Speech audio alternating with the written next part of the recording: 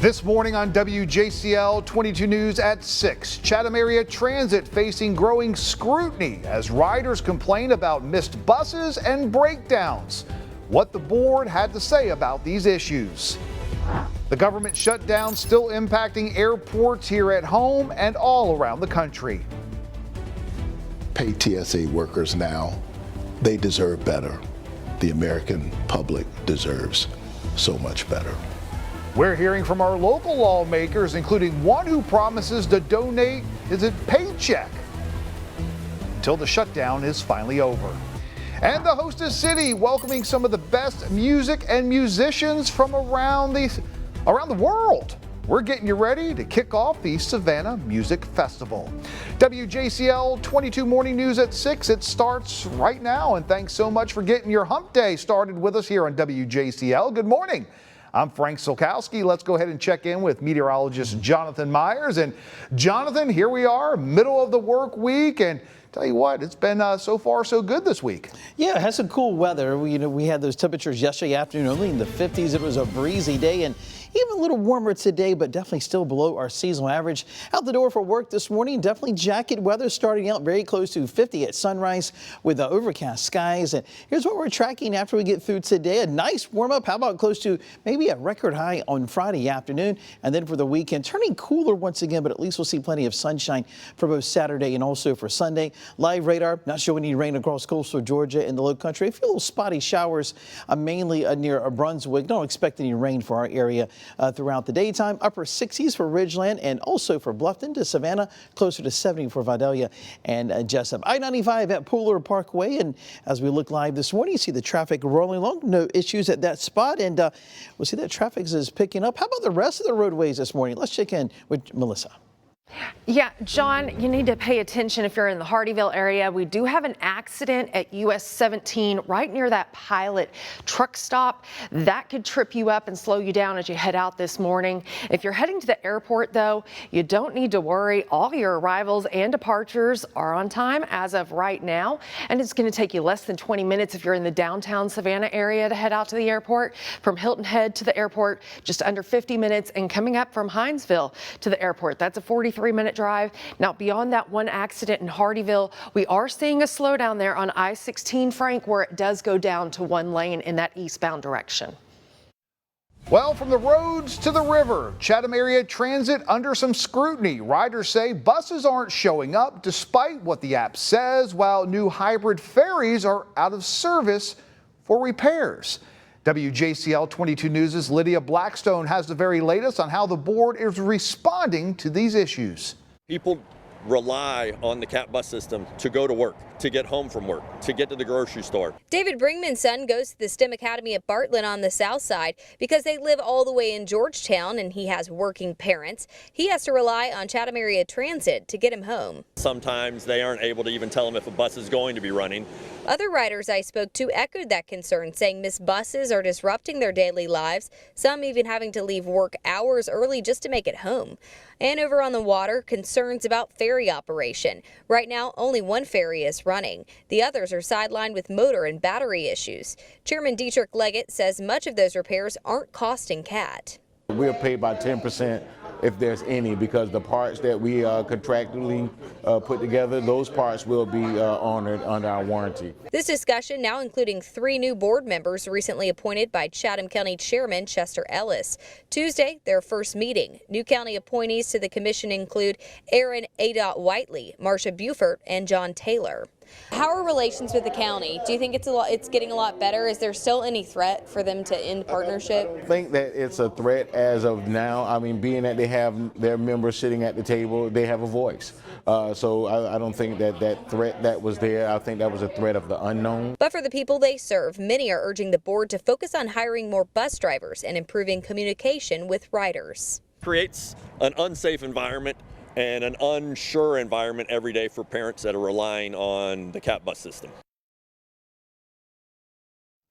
And again, that was WJCL 22 News' Lydia Blackstone reporting. Now, the board is currently in an over $8 million deficit. This also comes as gas prices get close to $4 a gallon here in Chatham County. Right now, CAT leaders say that is not a reason why services are seeing disruptions.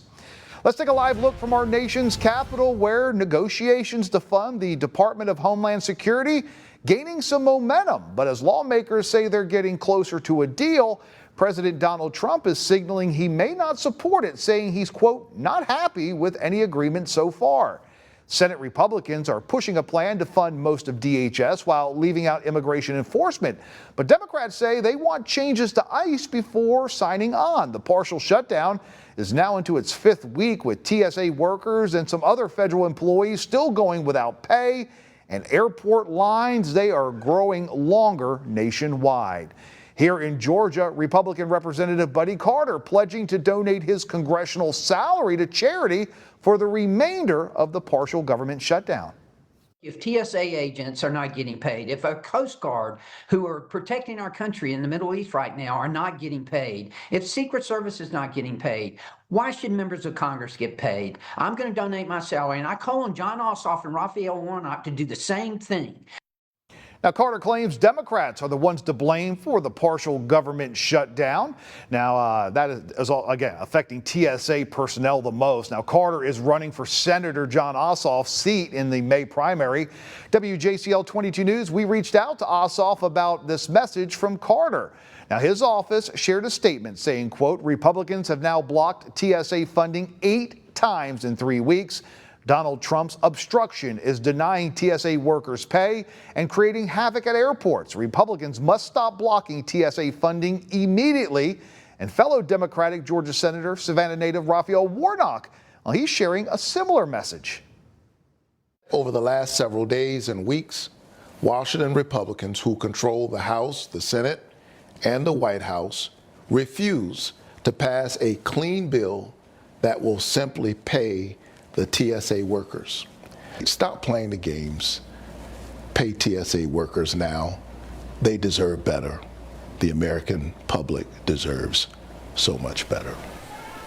Well, some Democrats claim President Trump has been getting in the way of TSA funding by telling Republicans he wants to see the SAVE Act passed before anything else. Democrats feel the SAVE Act would lead to voter suppression. Republicans argue it's necessary for safe and secure elections. Well, leaders in Beaufort County hitting pause on a proposed gun ordinance after concerns over enforcement and safety came to light. The proposed ordinance would ban the discharge of firearms in certain unincorporated areas. Well, it's now headed back to committee for some more work. The measure comes after complaints in the Riverside neighborhood last year. It would restrict firing a weapon near homes and public spaces like parks and schools. But during Monday night's council meeting, officials raised concerns about how the law would be enforced. Again, that ordinance will not move forward at this time. Well, happening today, local students are taking the stage to help kick off the Savannah Music Festival. WJCL 22 News' Madeline Cooper, she is live down at MLK Park there at Plant Riverside, and she is joined by a special guest to tell us all about today's festivities. Good morning, Madeline. Hey, good morning, Frank. Yeah, I'm in Plant Riverside this morning with the Executive Director of Savannah Film Festival. This is Tanisha Sirik. So we are here where the showcase is happening at noon today with over 400 students, musicians, that will be kicking off the Savannah Music Festival. So tell me, why is it so important to kick this off with the younger generation? First of all, thank you for having me. It's such a beautiful morning. It's quiet before we start making noise about noon time. And it's so important because education is a pillar of our organization, and we're definitely trying to help younger generations have more appreciation for music and learn about music, learn to play instruments, learn about global traditions in our K2 program, Musical Explorers, and our Jazz Academy are integral parts of our organization. So at noon, we're going to showcase actually a lot of schools from the Chatham County. More than 400 students will take their performances, 30 to 45-minute blocks, and they will play for about 6 hours straight, taking the place here on the stage that we're going to build. That's amazing. And so after the showcase, there are Yeah. other performances happening. So what are you excited about? Exactly. We're actually kicking off the festival, a 12-day festival today. Our first performance, official performance, is at 6 o'clock. It's by world-renowned pianist Jonathan Mamora at Trinity United Methodist Church. After that, at 7 o'clock, we have a really, really great jazz pianist, Stephon Harris. And actually, correction, it's he's a vibraphone player. And then at 8 o'clock we have Larkin Poe at Lucas Theatre, which is definitely one of the bigger events we have this year.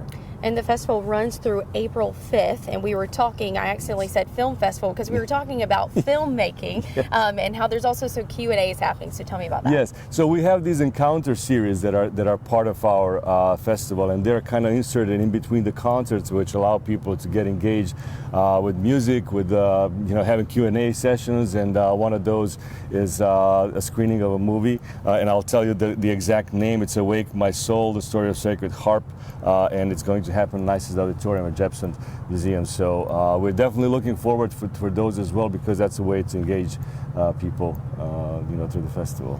Well, that's amazing. Thank you so much for being here with us. And Frank, there's a lot to look forward to with the Savannah Music Festival. Again, it runs through April 5th. Showcase kicks off at 12 p.m. today. If you're looking for scheduling information as well as ticket information, head over to our website, WJCL.com. Frank, back to you.